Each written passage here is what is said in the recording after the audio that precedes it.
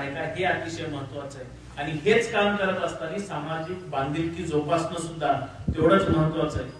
आज दादांच्या आशीर्वादामुळे, पाठिंब्यामुळे, त्यांच्या सूचनामुळे आम्ही कानिफनाथ बहुउद्देशीय सेवा भावी संस्थेच्या माध्यमातून युवक वर्ग सगळ्या त्याच्यामध्ये काम करतो आणि निस्वार्थीपणाने काम करत असताना या गेल्या 1.5 वर्षामध्ये या धारूर तालुक्याच्या जवळपास आपण 1000 पेक्षा जास्त लोकांचे डोळ्याचे मोफत ऑपरेशन करून दिले। ते कुठल्या संस्थेला बाहेरून बोलवलं नाही, कुठून नगरवरून आली नाही, कुठूनच नाही। आपल्या याच बीड जिल्ह्याच्या सिव्हिल हॉस्पिटलमध्ये ज्या सुविधा उपलब्ध आहेत आणि इतक्या अतिशय सुंदर सुविधा आहेत, त्या लोकांना आपण फक्त तिथपर्यंत पोहोचवायचं काम केलं। इथून तिथपर्यंत त्यांना नेणं, त्यांचं ऑपरेशन करून घेणं आणि तिथून परत इथे आणणं, हे काम आपण गेल्या 1.5 वर्षापासून चालू आहे आणि ते अजूनही सातत्याने चालू आहे। माझ्या मागचे आपले तरुण पिढीचे सगळे कार्यकर्ते कधी कधी ते कॅम्प घेतात, त्या माध्यमातून लोकांना कुठेतरी दिलासा द्यायचा प्रयत्न करतोय। आणि मागे आम्ही एक मला वाटतं रुई धारूरला आपण तो कॅम्प घेतला होता आणि त्याच्यामध्ये आम्ही जवळपास 300 महिलांची रक्त तपासणी केली।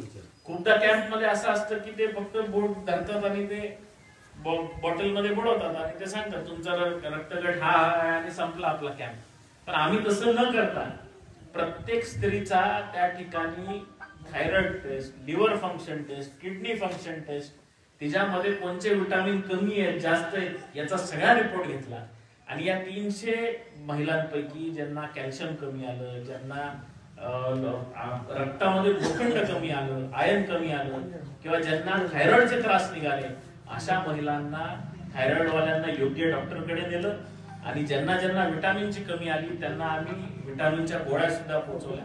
मला सांगायचा उद्देश एवढाच आहे की दादा इथे काम करत असताना सगळ्या बाबतीत काम करायचा प्रयत्न करतात। फक्त कार्यक्रम अटेंड करून संपवत नाही, तर विकासही झाला पाहिजे आणि शासन हे लोकांच्या दारात पोहोचलं पाहिजे याची सुद्धा सुविधा दादा करायचा प्रयत्न करतात, कार्यकर्त्यांना सूचना देतात। मला आपल्या गावकऱ्यांना विनंती करायची की येणाऱ्या काळात अशाच पद्धतीने जे नेतृत्व लोकांचा विचार करतो त्याच्या मागे आपण खंबीरपणाने उभं राहायला पाहिजे। दुसरं एक तरुण पिढीला मी विनंती करेन की प्रत्येक गावामध्ये भविष्यामध्ये जर पिढ्या घडवायच्या असतील, आता ज्येष्ठ नागरिकांनी तर त्यांच्या काळामध्ये कष्ट केले, अतिशय मेहनत करून आज त्यांनी पुढच्या पिढीला या परिस्थितीपर्यंत आणले की आज आपल्या प्रत्येकाकडे कदाचित मोटरसायकल असेल, आपण घरी हट्ट धरतो 15-20 हजाराचा मोबाईल पाहिजे, ते आपल्या मागच्या पिढीने केलेल्या कष्टामुळे आज आपल्याला फळ भेटते। पण पुढे याच्यापेक्षाही आपल्याला पुढच्या पिढीला जर काही द्यायचं असेल तर शिक्षणाकडे लक्ष देणं गरजेचं आहे आणि सगळ्यात महत्वाची गोष्ट म्हणजे गावात असलेल्या आपल्या स्वतःच्या शाळेमध्ये ते लक्ष असणं गरजेचं आहे। दुर्दैवाने मला सांगायचंय की मी या जिल्ह्याची परिस्थिती बघितली तर शाळेकडे खरं तर शालेय समिती असती, गावकरी असतात, ज्यांचे लेकरं त्या शाळेमध्ये शिकतायत ती लोक असतात, पण याच्यापैकी एकही कधी त्या शाळेकडे लक्ष देत नाही। मला खूप 2012चा सभापती झाला अनुभव होता। मला असंच एका गावातून कॉल आला की शिक्षक आमचे वेळेवर येत नाही। दुसऱ्या दिवशी आम्ही सकाळी लवकर त्या ठिकाणी विओंना पाठवलं आणि ज्यावेळेस पंचनामा करत होते त्यावेळेस शालेय समितीच्या अध्यक्षांनी सांगितलं नाही रोज वेळेवरच येतात, आज थोडासा उशीर झाला असेल आणि त्या शिक्षकाला शिक्षा होण्यापासून त्यांनी वाचवलं।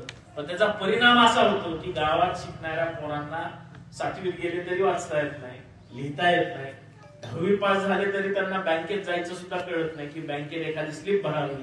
आणि आज सुद्धा आम्ही बघतो की बँकेत एखादं अनुदान आलं, एखादा पैसा विड्रॉल करायचा आहे तर म्हातारी माणसं स्वतः असतात, कोणताही पोरगा बापाच्या वतीने नसतो, बापाच्या सोबत नसतो। नोटबंदीच्या काळात सुद्धा नोट बदलताना एकही पोरगा लागत नव्हतं, सगळे वडीलधारी मंडळीच त्या ठिकाणी होते। म्हणजे ही परिस्थिती भविष्यामध्ये आपल्याला टाळायची असेल तर मुलांना शिकवणं गरजेचं आहे आणि चांगलं शिक्षण द्यायचं असेल तर सरकारी शाळेत सुद्धा खूप चांगली आहे। आज सरकार त्यांच्यावर 2,500-3,000 हजार रुपये दिवसाला शिक्षकांना पगार देतं, ते लेकरांना शिकवण्यासाठी। फक्त थोडी काळजी आपण घेणं गरजेचं आहे। भविष्यामध्ये या पिढीला घडवण्यामध्ये आपण सर्वजण सहकार्य करता अशी अपेक्षा मी या निमित्ताने व्यक्त करतो आणि येणारा काळ हा याच्यापेक्षाही जास्त विकासाचा काळ निश्चितपणाने दादाच्या मार्गदर्शनाखाली असेल। जी कामं गावातली राहिली असतील ती सुद्धा टप्प्याटप्प्याने पूर्ण करायचा काम शब्द दादाच्या